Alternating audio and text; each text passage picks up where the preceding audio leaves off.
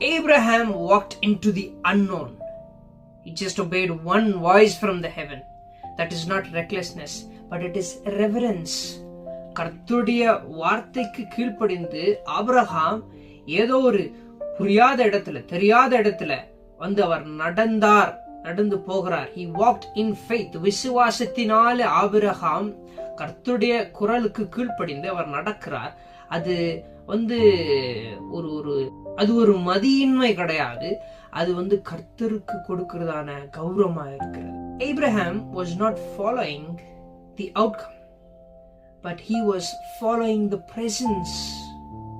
நான் கீழ்ப்படிவதினால அல்லது நான் இந்த காரியத்தை செய்வதனால எனக்கு மறுபடியும் என்ன வரப்போகிறது என்கிறதை அவர் எதிர்பார்த்து அவர் நடக்கவில்லை.